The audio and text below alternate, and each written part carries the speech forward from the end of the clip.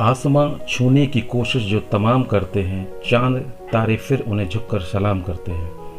मैं दिनेश सिंह परमार और अपने YouTube चैनल दिनेश परमार में आपका स्वागत करता हूं। आज मैं आपके लिए एक अद्भुत स्टोरी लेकर आया हूं और मुझे विश्वास है जो आपको प्रेरित करने की कोशिश करेगी और आपको इस मुश्किल भरे क्षणों में एक सफलता की राह दिखाएगी।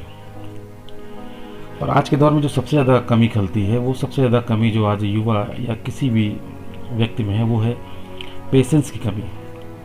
कोई भी काम या कोई भी सक्सेस है वो बहुत शॉर्टकट में, बहुत तेज़ी से पाना चाहते हैं। तो मैं चाहूँगा कि आप इस स्टोरी को बहुत ध्यान से सुने और एंड तक सुने और इसको फिर मनन करें, तो बहुत सारे रास्ते आपके सामने खुलेंगे और आपको निश्चित रूप से बहुत ऊर्जा मिलेगी और आप सफलता की ऊंचाइयों को छुएंगे।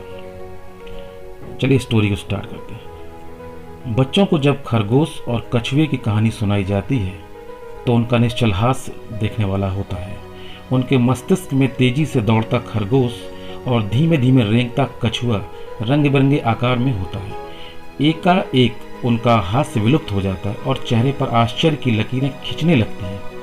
पर खरगोश तो बहुत तेज दौड़ता है, फिर हार कैसे जाता है? यहीं से जिज्ञासा जन्म लेती है। तेज गति से कूदने फांदने वाला खरगोश कछुए से कैसे हार सकता है? यहीं से बाल मानस उस परिपक्वता की ओर अग्रसर होना आरंभ करता है जो उसके जीवन का आधार होती है। उसे अंग्रेजी की कहावत slow and steady win the race का मर्म समझ में आने लगता है कि जीवन में सफलता अर्जित करने के लिए नियमितता का कितना बड़ा योगदान है। इसे हम यूं भी कह सकते हैं कि नियमित निरंतर अभ्यास सफलता वर्ण का अचूक साधन है। खरगोश और कछुआ तो प्रतीक मात्र हैं। हम मनुष्यों की भी कार्य पद्धति की समानता यही दो श्रेणियां होती हैं। कुछ लोग कभी तो धुआंधार काम करते हुए दिखाई देते हैं और कभी आलस्य के वशीभूत बने हुए पड़े रहते हैं, अथवा मनोरंजन करते हुए इधर उधर बातें करते हुए मटर गश्ती आदि करके स्वयं व्यतीत करते हुए दिखाई देते हैं। इनके विपरीत कुछ व्यक्ति ऐसे होते हैं जो अपना काम शांतिपूर्वक नियमित रूप से करते हुए देखे जाते हैं। ना किसी प्रकार की हड़बड़ी, ना उछल कूद, ना परेशानी। आप सहमत होंगे कि प्रथम कोटि के व्यक्तियों के बारे में यही कहा जाता है कि इनका कोई ठीक नहीं है। मनमौजी है, काम में जुट जाएंगे तो दिन रात एक कर देंगे, अन्यथा टस से मस नहीं होंगे। इनकी दशा तो यही रहती है कि पगली लीपेगी तो भर भर पस्से, वरना देखते ही रहो पड़ी पड़ी सन्नाएगी। ये लोग प्रायः हड़बड़ी में देखे जाते हैं क्योंकि इनको काम करने की सदा जल्दी बनी रहती। कौन नहीं जानता कि जल्दी काम शैतान का होता है। इतना ही नहीं, जल्दी और हड़बड़ी में प्रायः काम खराब भी हो जाता है और अधूरा भी रह जाता है। रेल पकड़ने की हड़बड़ी करने वाले व्यक्ति रेल के नीचे आते हुए देखे जाते हैं। कहा भी जाता है कि उछल कर चलोगे तो गिरोगे ही।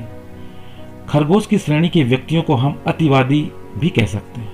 ये लोग जब काम करते हैं तब आसमान सिर पर उठा लेते हैं, न स्वयं चैन लेते हैं, न दूसरों को, अपने आसपास वालों को शांतिपूर्वक रहने देते हैं। ये अतिवादी व्यक्ति शायद ही कभी किसी काम को ठीक तरह और समय पर करते देखे जाते हों। इन लोगों के अवचेतन में प्रायः गर्व एवं अहंकार की यह भावना काम करती है कि इसमें क्या है, यह 2 मिनट का काम है, एक झटके में हो जाएगा। ऐसे लोगों को लक्ष्य करके महर्षि चाणक्य ने लिखा है कि अति गर्व के कारण रावण मारा गया, अति दान के कारण राजा बलि को बंधना पड़ा। इतमें अति को सर्वत्र छोड़ देना चाहिए। कई बार रहीम तो एक पग आगे चलकर यहाँ तक कहते हैं, रहीमन अति न कीजिए, गए रहिए निज कान, सहीजन अति फूले फूले डार पात की हान। अर्थात रहीम कवि कहते हैं कि हमें किसी चीज की अति नहीं करनी चाहिए, सदैव मर्यादा के अनुकूल ही काम करना चाहिए। देखिए, सहजन बहुत फलता फूलता है, इसका परिणाम यह होता है कि उसकी डालें और पत्तियां टूट कर गिर जाती हैं। दृढ़तापूर्वक नियमित रूप से कार्य करने वाला व्यक्ति आत्मविश्वास से भरा रहता है। उसको विश्वास रहता है कि यह कार्य इतने समय में अवश्य संपन्न हो जाएगा। इस श्रेणी के व्यक्ति को न हड़बड़ी रहती और न घबराहट होती है। वह इत्मीनान के साथ अपना काम करता है और समय से लक्ष्य पर पहुंच जाता है। ऐसे व्यक्ति को अपने वाहन चालक से जल्दी चलने को कहना पड़ता है। ना वह चलती ट्रेन से कूदकर चढ़ता है, ना दुर्घटनाओं का शिकार होता है।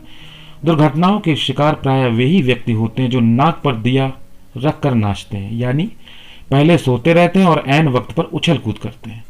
इसके विपरीत जो सावधान और जागरूक रहकर अपना कार्य नियमित रूप से करता है, उसकी कार्यशैली में एक ही प्रकार की दृढ़ता आ जाती है। दृढ़ता आने पर उतावलापन समाप्त हो जाता है और व्यक्ति अपना कार्य स्थिर चित्त होकर करने लगता है। हिंदी के उपन्यास सम्राट मुंशी प्रेमचंद ने एक स्थान पर लिखा है कि चित्त में दृढ़ हो जाने वाला निश्चय चूने का फर्श है, जिसको बाधाओं के थपेड़े और भी पुष्ट कर देते हैं।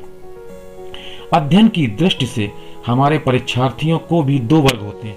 एक वर्ग कहानी के खरगोश के समान सदैव यही सोचता रहता है कि वह 12 घंटे नित्य पढ़कर पूरा कोर्स 1 महीने में समाप्त करके उत्तीर्ण हुआ जा सकता है।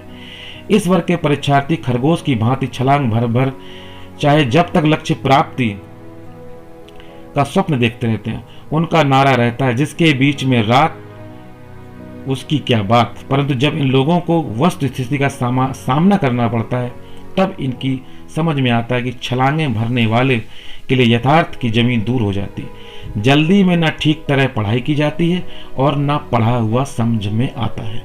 याद होने की तो चर्चा ही व्यर्थ है। कछुए वाले वर्ग के छात्र नियमित रूप से अध्ययन करते हैं और सब कुछ समझते रहते हैं। समझ में आ जाने वाली बातें उन्हें सहज याद हो जाती हैं। इनकी चिंतन पद्धति बहुत कुछ इस प्रकार रहती है कि यदि प्रतिदिन नए 10 पृष्ठ ही समझकर पढ़ लूंगा तो परीक्षा में दिन तक कम से कम 3000 पृष्ठ तो हो ही जाएंगे। इस प्रकार के लोग नियमित रूप से एवं दृढ़ता पूर्वक एकाग्र चित्त से अपना कार्य करते हैं और सफलता का वर्णन करते हैं। कहानी के कछुए ने भी तो यही किया था। वह अपनी निर्धारित गति से एकाग्र चित्त होकर अपने मार्ग पर चलता रहता था। उसने यह भी जानने का प्रयत्न नहीं किया था खरगोश आगे कूदकर कहां पहुंच गया होगा।